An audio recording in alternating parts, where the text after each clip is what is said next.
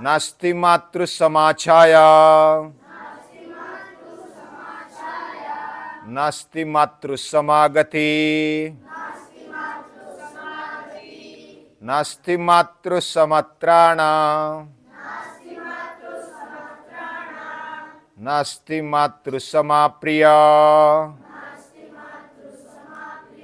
नास्ति मातृ समाप्रिया।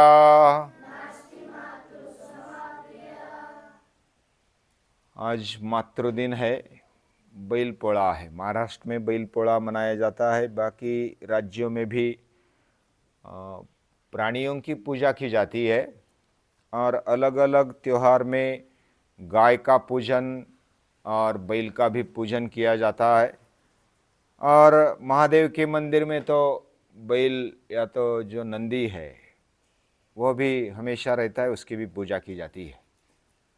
यानी हमारी संस्कृति पशु पक्षी प्राणियों को, वृक्षों को, पत्थरों को भी पूजती है। तो ऐसा कैसा है, आप सभी की पूजा करते हैं, एक की पूजा नहीं करते? तो ऐसे प्रश्न पूछने वाले को हमें पता होना चाहिए कि हमारी संस्कृति क्या है। एक ही ईश्वर, सभी में देखने की वृत्ति, भावना, ये हमारी संस्कृति मानती है, जानती है और उसकी पूजा भी करती है। पत्थर में भी भगवान है और आजकल तो दुनिया ने, विज्ञान ने यह शोध करके रखा है कि जो भी अणु है, परमाणु है, उसमें भी ऊर्जा है, उसमें भी गॉड पार्टिकल है। हमें उसमें ऊर्जा दिखाई नहीं देती, समझ में नहीं आती, हमारी बुद्धि की अल्पता है। और आज मातृदिन भी है और मातृदिन यानी वैसा तो साल में एक दिन मनाना ये हमारी संस्कृति नहीं है। हर हमेश यानी कि हर क्षण, हर पल, हर रोज हम मातृदेव भव, पितृदेव भव, आचार्य देव भव ऐसी संस्कृति को मानते हैं। यानी हर पल हमारे हृदय में माता के प्रति, पिता के प्रति, आचार्य के प्रति एक श्रद्धा भाव होता है, पूजनीय भाव होता है और होना भी चाहिए। साल भर में अभी प्रदेश में क्या है मालूम है ना, उनके वहाँ जब बेटा या तो बेटी बड़ी होती है, 18 साल के हो गए, तो उनको निकाल देते हैं या भाई अपने अपने बलबूते पर खड़े हो जाओ। एक तरीके से अच्छा भी है, लेकिन वो भावना की दृष्टि से माता पिता से दूर हो जाते हैं और माता पिता के प्रति जितना श्रद्धा, जितना भाव रखना चाहिए उतना नहीं होता और उसमें खामी रह जाती है।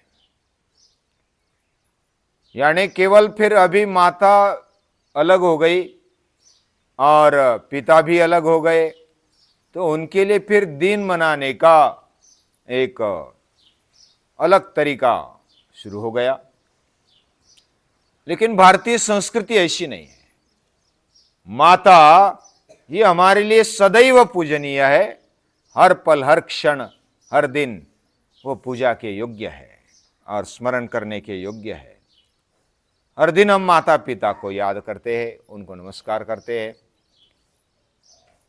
माता ये जैसे नमस्तस्यै नमस्तस्यै नमस्तस्यै नमो नमः या देवी सर्वभूतेषु मातृरूपेण संस्थिता, ये मातृ रूप में वह देवी, वह शक्ति हमारे पास आई है।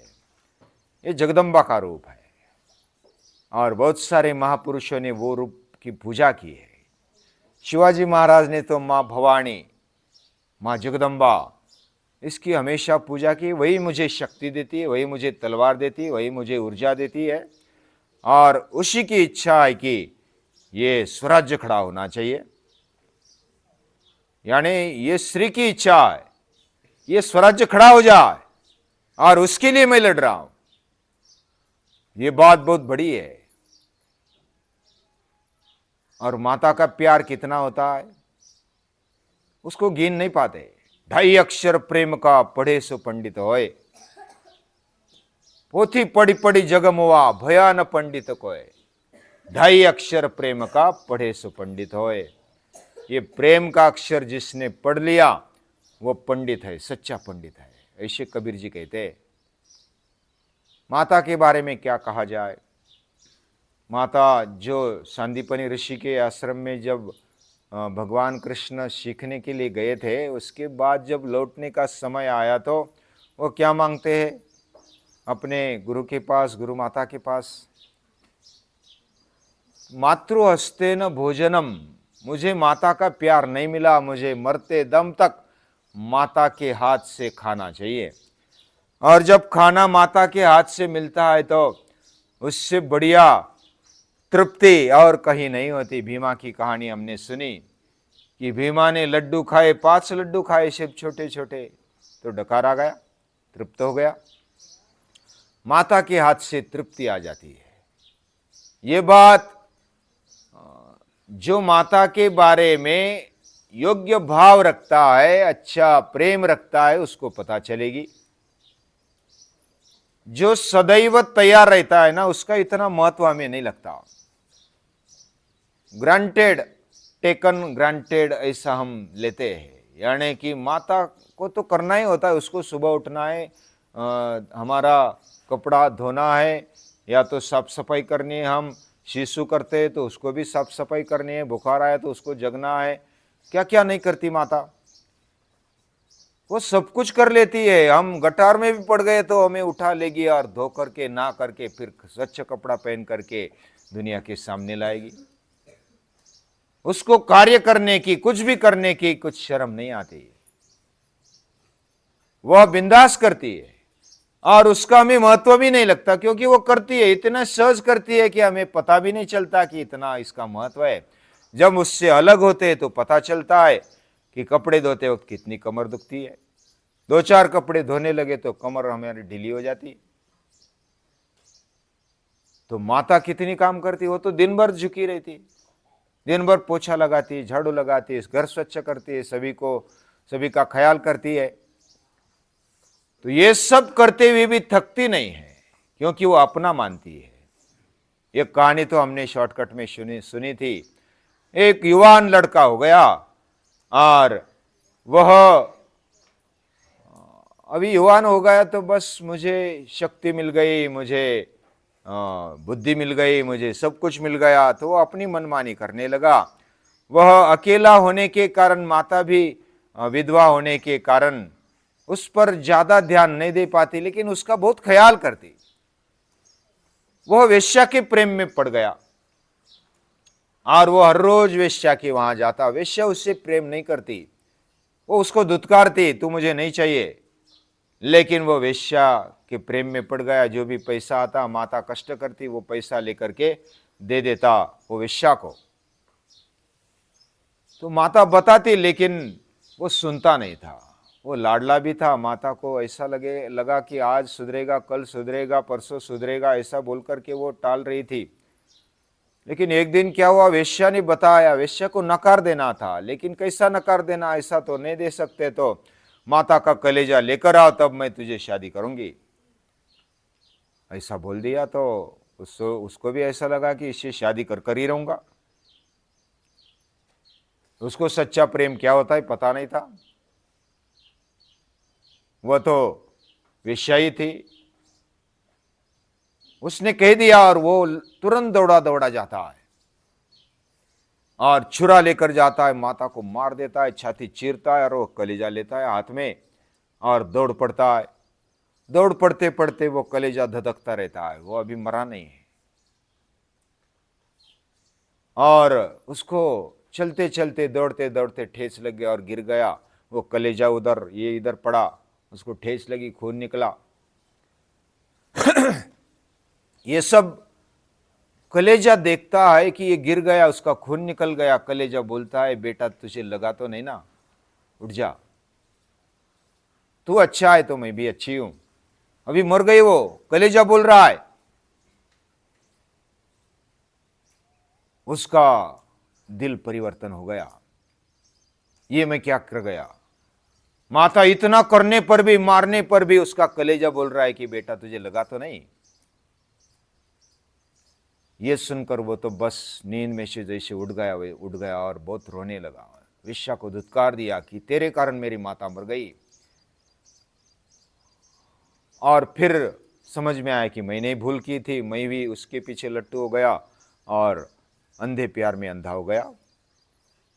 तो उसको बहुत बुरा लगा, उसका परिवर्तन हो गया। लेकिन माता ऐसी होती है, वह कितना भी मर जाएगी लेकिन हमारा हित चाहेगी। माता पिता के अलावा हमारा हित देखने वाला सबसे बढ़िया दूसरा कोई नहीं। और तीसरा होता है गुरु, आचार्य। हमारे जीवन में माता का कितना महत्व है ये इस पर से पता चलता है। वो कुछ भी हमारे लिए वो पवित्र है, कुछ भी करने के लिए तैयार है, हमारे हित के लिए वो अपनी जान दे देगी लेकिन पीछे नहीं हटेगी। ऐसी माता होती है। तो ये मातृदिन है, आज का दिन मातृदिन। हमारे हृदय में तो हर रोज माता है। ये गाय को हम माता मानते हैं। जो भी स्त्री है वो माता के समान है। मातृवत परदारेषु, माता के हाथ से मुझे भोजन चाहिए, ऐसे भगवान कृष्ण बोलते हैं। आज बैल पोड़ा है, बैल पोड़ा के दिन आज दर्भग्रहणी अमावस्या भी बोलते हैं। यानी इस दिन दर्भ लिया जाता है। यानी वनस्पति में ऐसा बोलते हैं कि चांद वो औषधि गुण भरता है और अमावस्या के रात में वह अपने औषधि गुण समा लेता है और पूरा समा के वह ज्यादा कड़क बन जाता है, घना बन जाता है और वही वृक्ष ज्यादा टिकता है। अमावस्या के दिन लिया हुआ दर्भ ये ज्यादा दिन तक सड़ता नहीं, ज्यादा दिन तक वो टिके रहता है। और ये बात हमारे ऋषियों ने पहचानी और वो दर्भग्रहणी अमावस्या का नाम दे दिया। इसका ये जो दिन है पिठोरी अमावस्या बोलते हैं। माता अपने बेटे कैसा चाहती है? वो बेटा ऐसा चाहती है कि बस मुझे ऐसा बेटा मिले कि वो तेजस्विता से भले अपना जीवन भी खो दे, लेकिन ऐसा बेटा चाहिए। वो लाचार नहीं होना चाहिए, वह गुलाम नहीं होना चाहिए, वो तेजस्वी होना चाहिए, वो राजा बनना चाहिए। ऐसा चाहने वाली माता वे सहैव दशभि पुत्री भारम वहति गर्दभि एकेनापि सुपुत्रेण शिम्वी स्वपति निर्भयी। ऐसा पुत्र होना चाहिए कि वो अपने माता का नाम रोशन कर दे। देवकी परमानंदम, यानी माता को आनंद देने वाला हमारा जीवन होना चाहिए। ऐसी हमारी संस्कृति है। माता के साथ सभी माता वर्ग को नमस्कार है, प्रणाम।